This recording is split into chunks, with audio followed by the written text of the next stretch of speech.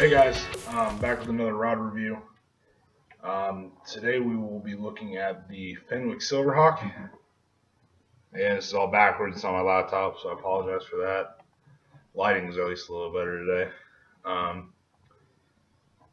But yeah, this rod, it originally retailed for $100. I think this is a Cabela's exclusive because I've only seen it at Cabela's. For some reason, they're always on sale. I don't know why, but it does perform like a $100 rod, so I wouldn't be freaked out by that. But I got it for $60. That's what they've been, for some reason, going on sale for constantly, and so it was pretty hard to pass up. I mean, they're a pretty cool looking rod. After being in my truck, I was messing with the handle a little bit, but other than that, this rod's pretty much in perfect condition, fortunately. But I mean, that was just a minor thing, and it was my fault anyways, because I got it jammed up in the truck with some rocks and crap in the back. But anyways, yeah, this is my it's really my only spinning combo right now. I may get another rod, but this seems to do the job. It's a, here, I'll flip it over, get the specs for you.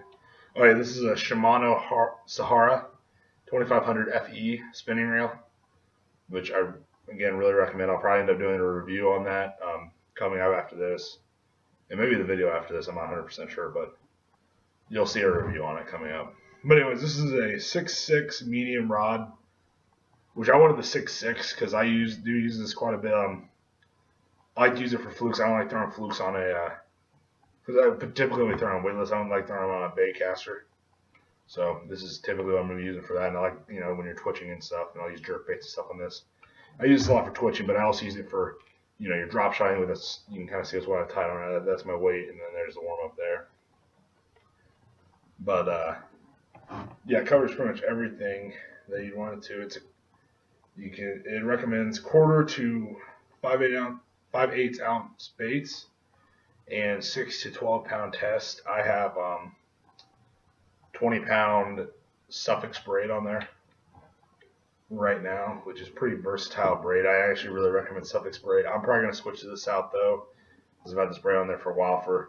My brother's been throwing this high vis braid, which it seems to work pretty well, especially like at night and stuff, but it seems to be good for weightless Senko, so that's probably what I'll switch this to, and then just throw with the fluorocarbon leader.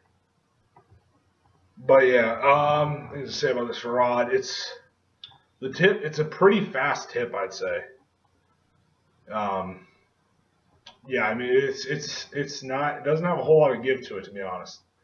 Especially for a spinning rod, which, I mean, isn't a bad thing in my opinion. I prefer a little bit stiffer spinning rod. And, you know, it's a medium and it's a shorter rod, so it's going to be a little bit more, in my opinion, at least it's going to be a little more stiff because it doesn't have as much room to bend. But yeah, these are great rods, guys. I mean, seriously, if you have like gift cards selling after Christmas, I do a lot of these reviews after Christmas because I imagine, at least if you're like me, you ask for a lot of fishing places you can get fishing stuff with gift cards. And if you guys look at Cabela's, again, this is retailing. I think last time I checked online, it's still retailing for $60. These are great spinning rods. One knock on them maybe, and they're actually not terrible at all. They're pretty typical. It's just how far they south the rod is. You can see the guides. There's kind of bigger guides, but if you actually look at the inside or the insert of them, they're not that big at all. It's not like they add weight to it at all. I mean, it's a light spinning rod. I mean, it's a legitimate $100 rod.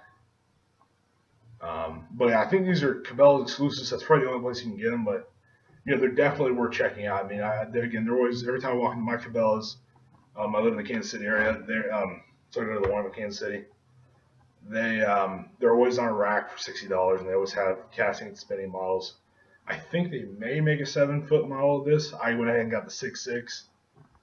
But yeah, and you can see also a little bit closer at it. It's got some cork handles, little tiny foregrip, which I saw some reviews and people talked about this. You know, the screw down or the whatever it's called, kind of screw in hands. I don't see that at all. Man, it's just how I hold the rod, because when I'm fishing finesse, my finger goes right over the top of it. As you can see, I kind of cheat there and put my hand on the right hand side, but yeah, I usually keep figuring I don't have any problems with that. I don't see what everybody else is talking about apparently. But yeah, no slippage in the rear seat. I believe that's a Fuji part. The guides might actually be Fuji too. That I think of it. I think the guides are also Fuji.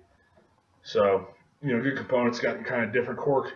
Like sort of saying, this one's kind of got a rubberized. It's kind of got a rubberized feel to it, almost like, yeah. Well, By the way, as far as cork goes, that's kind of the stickiest cork I think I've ever held. I mean, I actually really like the handle on this. Real grippy.